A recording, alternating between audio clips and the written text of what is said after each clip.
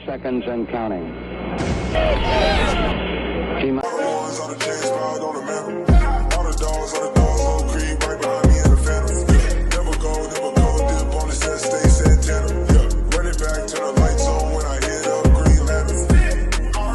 Hey, how's it going, everybody? And the Houston Rockets have made a couple of undrafted free agent signings and also added a player to the Summer League roster. Getting right into it, the first one is Matthew Hurt out of Duke. We actually priorly worked out with Matthew Duke, and he was incredible, if with no other way to put it. He shot 75 for 100 from the three-point line in his workout with us, which is absolutely insane. And he also had pretty good stats in his one season at Duke, or his last season at Duke. He played 2 years, and his last season at Duke, he was very, very good. 18.3 points per game. He was a leading scorer in the ACC, his conference. Also had 6.2 rebounds per game and also an assist a game, but he's not really a playmaker. That's not an issue here. He shot 55% from the field and 44% from three on around 5.5 threes a game. And so again, this 75 for 100 thing that he did for us in a workout, that's not a fluke. This guy is a really, really good shooter, and he can do it in bunches as well. 5.3 three attempts per game, and he's hitting him at a 44% clip. Really, really good stats. He is a 6'9" power forward and 21 years old. I think he fits the timeline pretty well for us. Matthew Hurt, he has been signed to a 2-way contract, so he will spend time in the G League developing. I think he can be a pretty nice piece, especially considering that we do need shooters. I think his fit, especially since pretty much the only true shooter that we have on the team right now is Armani Brooks. I think if we can develop Matthew Hurt, he can be another one of those catch and shoot sniper guys, and I think he's going to fit really well for us. Yeah, definitely. When you like mention him and like his stats, his like strengths, I can definitely see a player like Davis Bertans of the Washington Wizards, just like a kind of like stretch four big who could just like shoot it lights out. And he can't really, he's not the best defender per se, but he's an elite shooter. He can he can shoot off dribble. He can shoot off screens, off of like getting open or however, so off ball. And he has the ability to like play down low also due to his size. He is 6'9". He's not the biggest frame, but he is like pretty moderately sized. Think of like a Ryan Anderson type of player when Ryan Anderson was on the Rockets. Just a guy who's just a lot of like threes and really just he can just put the ball in the basket. He's also an average rebounder per size, so he's not like too bad. That's mainly just because he is a little unathletic, not the most crazy athlete, can't like exactly jump, but he's okay for what we expect from him. We're not expecting him to just come in and like get all the boards for us. We're expecting him to just come in and like Armani Brooks, just get the ball in his hands, take a few shots, and hit a few threes. Pretty much that's about it. He's not necessarily a paint presence on offense, but 44% from three on over 5 attempts per game. Great volume, great stats. He's a good guy. Definitely like what I'm seeing here from him. And the Rockets definitely, I think, got a steal with him just by him going undrafted, because honestly, I feel like he is someone who could have been drafted like towards the late or towards like the end of the second round. And again, with Matthew Hurt, he's one of those guys that he's just a sniper. He's a pure sniper. And I think having one of those on the team, you can never have too much shooting in the modern NBA. And I think Matthew Hurt, a very, very good signing for us to add him for the team. I think it's very, very good. And I like the pickup. I think he's gonna do well. He's gonna spend some time in the G League, and who knows if he does well in the G League, if he performs, he's gonna be called up, and he might get rotational minutes for us. We do need shooting, and Matthew Hurt brings that at a very, very high level. If he can translate his shooting percentages to the NBA, he would probably be the best percentage shooter on the team besides Armani Brooks, and that is exactly what we need. I felt like heading out of the draft, the one thing that we didn't get was elite shooting. Obviously, Jalen Green is a good shooter. He's not great by any means, but he's good. But as far as the other guys, Şengün, Garuba, and Christopher, none of those guys are super good 3-point shooters. Garuba is like okay of average, maybe below average. Same with Christopher. Şengün right now doesn't have the ability to knock down the 3 ball, but And I felt like that was our main problem heading out of that draft was we didn't draft that much shooting, but this I think does make up for it because this guy is an insane shooter, 75 out of 100 in his workout and also 44% college. He is really probably the perfect fit if we can develop him the right way, get him to a point where he can play rotational minutes. He's going to be a beautiful, beautiful fit for us. But the next player, Jalen Tate, I think he has a lot of really interesting things going for him as well.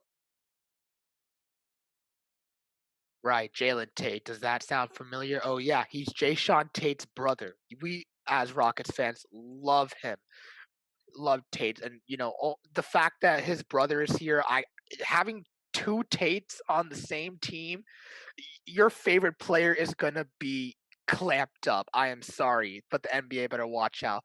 Anyways, Jalen Tate, out of Arkansas, averaged 11 points per game, 3.8 rebounds, 3.8 assists as well. Shot the ball at a decent percentage at 48.5% from the field, and about 34% from three on about 2.5 attempts per game. So not a sniper like Matthew Hurt, but not someone you can just leave wide open because he's gonna hit it.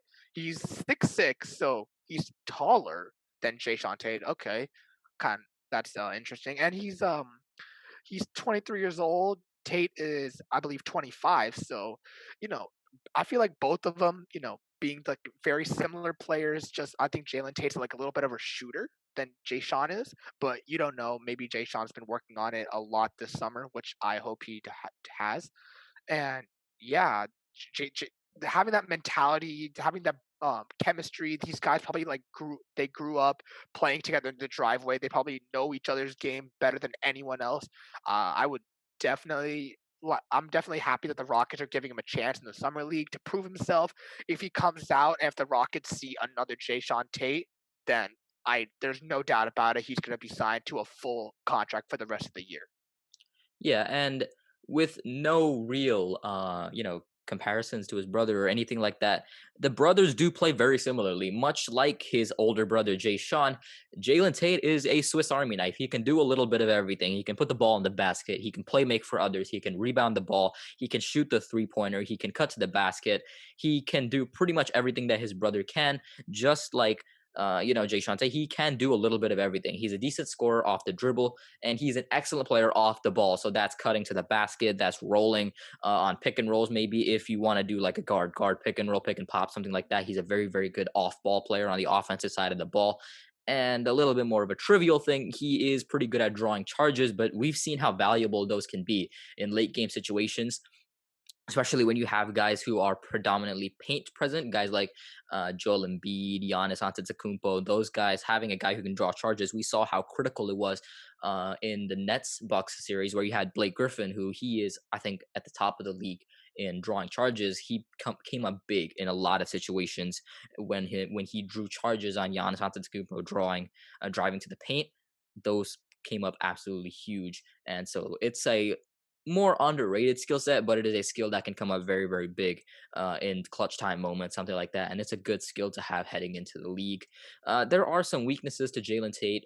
He does have to improve his shooting. He only shot 34%, but again, Jay Sean Tate wasn't a good shooter heading into the NBA either, and he did develop that. And I think having his brother as a sort of mentor and also maybe even a little bit of a rival, because we know how siblings love to compete with each other, and so having him on the court on the same team to sort of push himself and make him to be better, I think that brotherly rivalry and the brotherly mentorship is also going to be something that's going to be very, very big in Jalen Tate's development. If we do decide to keep him around, I think he's going to be absolutely uh, something that could be really, really good for us, a rotational piece, something like that. He will probably spend some time in the G League, but I think if we can do well there and develop, I could see him cracking the rotation for us. His frame is a little bit smaller than Jay Sean Tate. Again, we know Jay Sean Tate, he's built like a linebacker, he's built like a football player. Jalen Tate doesn't really quite have that type of a build. He is built more like a traditional guard or a wing. But again, he isn't as much of a physical defender as Jay Sean Tate is. And so it's not something that is as much of an issue for Jalen Tate as opposed to Jay Sean, where he's a much more physical player and he's able to use his size. Jalen Tate, while he doesn't have the size, his skill set doesn't really require the size that Jay Sean has, and so it isn't too much of an issue. And now we're going to look at one more summer league signing, Trey Phillips. And again, this is a guy who not very well known, but again, who knows what he could bring to the table in summer league. Right. So yeah, there's not really much known about Trey Phillips. He did play for the Charlotte G League affiliate team last year. Put up decent numbers, nothing like too special that makes him stand out. He's a 6'2" point guard.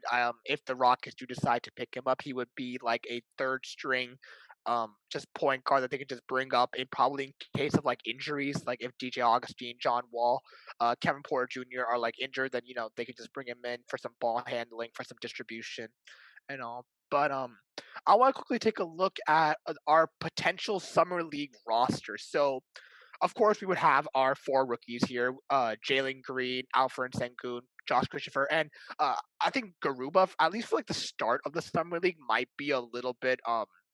He might not like be able to play because he is currently competing in the Olympics for Spain, and Spain's a fairly decent team, so I could definitely see them advancing to like the playoffs or however the Olympic tournament is and getting pretty deep in it. So he might join them a little later, but yeah. Besides our rookies, KJ Martin's definitely someone I could see the Rockets having there. Armani Brooks, sniper there also. Kyrie Thomas, and as mentioned before, our three guys right here: Jalen Tate, Matthew Hurt, and Trey Phillips. This is a scary summer league roster. It really is. It's definitely one of the best out there. The Rockets have a lot of great young guys, young core, and honestly, we have a little bit of everything at every position. So there's nothing that we're really missing. We're not really like we don't have like a hole at any position per se. We got all of them out there, and then of course there's the possibility that Kevin Porter Jr. also plays a little bit in the summer league. I honestly don't see a world where he wouldn't play because if you've been keeping up with him, he's been basically all over the country, just playing in pro am and like rec leagues. And he hasn't been taking a break from basketball. He's been playing in Chicago, in New York, for the Jamal Crawford League. Wherever there's some kind of like pro am league going on, he is there. And of course, he wouldn't want to miss out on the opportunity of playing with some of his best friends, Jalen Green, Josh Christopher, and KJ Martin, getting that chemistry up there. And another guy that could probably maybe be there is Jason Tate, as a mentor for Jalen Tate, and just bringing that defensive hustle. We know Tate, but if not, I could definitely see him just working on his craft, working on his shooting, whatever fundamentals he needs to like improve on during this off season. But yeah, this is a scary, scary summer league team, and the Rockets did win the summer league a couple of years ago, and in that I believe it was Isaiah Hartenstein who won the MVP of the Finals MVP. So hey, I, we have a good roster, we have good coaching. I don't see a reason why the Rockets cannot win again this year. And with the Rockets, just looking at the summer league, not going too far into the next season, there aren't really many holes, right? You're probably looking at a starting lineup. Assuming, let's say Kevin Porter Jr. doesn't play, you're looking at a lineup of probably Josh Christopher, Jalen Green, KJ Martin. If Usman Garuba comes in, he's going to start at the power forward position, and then you have Alperen Sengun at the center position, and then you have Kyrie, Armani, Jalen Tate, Hurt, and Phillips off the bench. I think honestly the only hole, quote unquote, that you would say is on this bench is shooting, and having Matthew Hurt kind of addresses that too. And so there aren't many holes, like DJ said. There aren't really many holes on this team. You have your defense with Garuba, with Tate. You have also Kyrie, also a good defender. You have your scoring with Jalen, Josh Christopher, and Alperen Sengun. Those guys are all bucket getters. You have pretty good shot blocking. KJ Martin, a good shot blocker. Usman Garuba, also a very good shot blocker. You have the 3-point shooting of Armani Brooks, KJ Martin, and Matthew Hurt. And again, you have the glue guys on the team as well. Jalen Tate, a glue guy. Josh Christopher has the ability to be a glue guy. We saw how ecstatic he was to be drafted and him shouting out all of the rookies. Even Usman Garuba and Alperen Sengun, who he doesn't even know, he shouted them out. Josh Christopher can be that glue guy for us. But again, all the teams are very, very good this year as far as summer league goes. You have, of course, Detroit with Cade and all of them. You have Cleveland with Mobley. And us, of course, we have a very, very good summer league team. This is going to be an exciting summer league to watch, even if Kevin Porter Jr. Doesn't play. And if he does play, it might as well just be wraps for us. For the summer league team, I highly doubt that a team can beat us in the summer league, especially if Kevin Porter Jr. plays. But yeah, a lot to look forward to. These guys, all players who are probably going to be in the G League for the majority of this next season, and they're also going to play in the summer league. So a lot to look forward to. These guys probably rounding out the young core roster of sorts. We addressed the last few holes that we have with shooting by bringing in Matthew Hurt. You get maybe a chemistry addition with Jalen Tate having Jay Sean's brother improves the already looking great team chemistry. And of course, Jalen Tate also a Swiss Army knife of sorts. You can plug him in at multiple roles because of his 6'6" height, and he can do all of them pretty well. And again, a lot to look forward to. Summer League coming up in around 9-10 days, and then of course the season. It's gonna be really, really fun.